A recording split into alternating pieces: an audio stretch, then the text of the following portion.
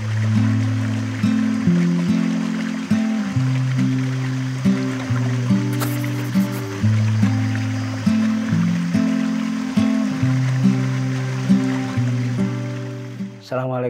warahmatullahi wabarakatuh.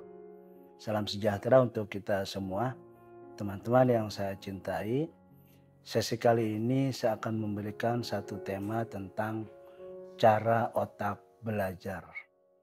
Tema ini menarik dan unik karena sebagian besar orang terkadang belajar tidak memperhatikan bagaimana cara otak belajar.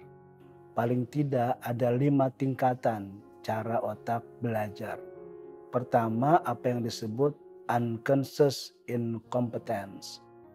Orang yang otaknya tidak sadar bahwa dia tidak mampu. Maka orang seperti ini biasanya agak sulit untuk melakukan proses pembelajaran karena dia tidak menyadari bahwa dia tidak mampu. Biasanya dia terbentur oleh hal-hal yang membuat dia berubah, yang membuat dia kemudian menyadari bahwa dia tidak mampu. Maka setelah dia menyadari, dia masuk pada tahap kedua, yaitu conscious incompetence. Dia mulai menyadari bahwa dia tidak bisa. Orang pada tahap ini lebih gampang untuk melakukan proses pembelajaran karena dia sadar bahwa dia tidak mampu. Tahap ketiga, conscious competence. Dia sadar bahwa dia mampu, bahwa dia bisa. Nah itu biasanya orang yang sadar bahwa dia bisa, itu masih terlihat kaku. Kalau kita ibaratkan kita baru saja bisa menyetir mobil, maka orang yang conscious competence itu biasanya mungkin baru beberapa bulan dia bisa mengendarai mobil sehingga masih terlihat kaku. Tahap keempat, unconscious competence. Nah di sini dia sudah mulai tidak lagi kaku. Dia sudah mulai lihai, dia sudah mulai luas. Karena apa? Karena dia sebetulnya menguasai walaupun dia tidak menyadarinya. Maka orang yang seperti ini biasanya dia kalau dia guru, dia sudah menguasai materi yang dia ajarkan kepada murid-muridnya tanpa dia menyadarinya lagi. Nah karena itu orang yang unconscious competence kalau sudah memiliki jam terbang dari 5.000 sampai 10.000 jam dalam satu hal, maka dia akan masuk tahap ke-6 yaitu mastery. Dia menjadi ahli, misalnya guru, dia sudah menjadi ahli di bidang mata pelajaran yang diajarkannya. Teman-teman yang saya cintai, hati-hati kita karena otak itu semakin digunakan dia semakin dinamis, dia semakin sensitif sehingga bisa berkembang sedemikian rupa.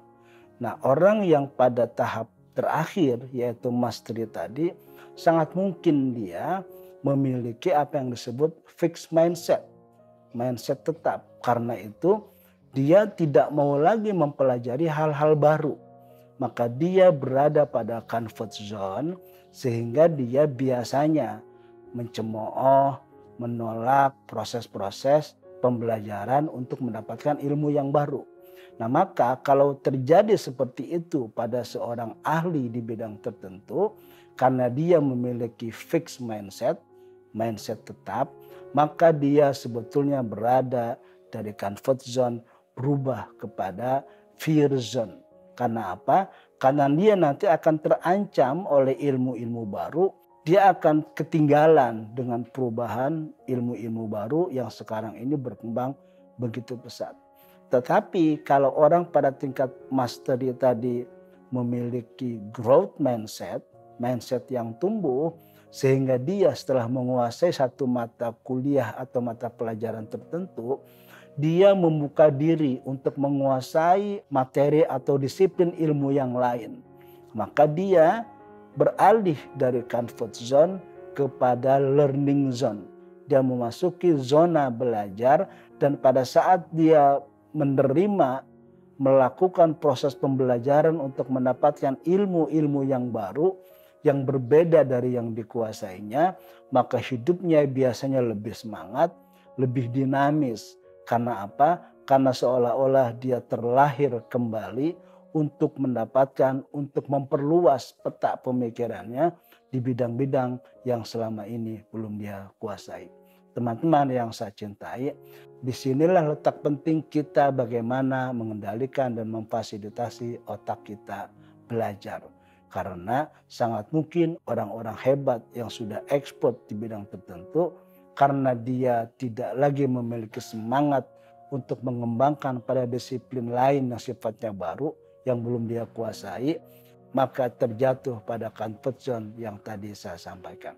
Jadi otak itu sampai kapanpun kalau dirangsang, kalau ada trigger, ada satu stimulus, dia akan bangkit dan dia akan bekerja.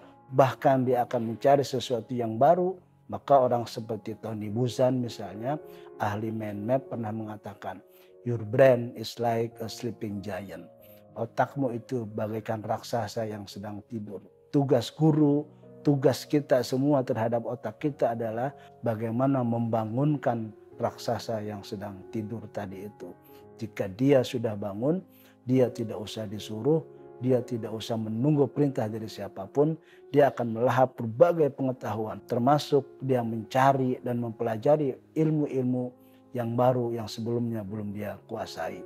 Sehingga dia masuk ke dalam learning zone. Teman-teman yang saya cintai, seakhir sampai di sini, semoga ada manfaat buat kita semua. Terima kasih. Assalamualaikum warahmatullahi wabarakatuh.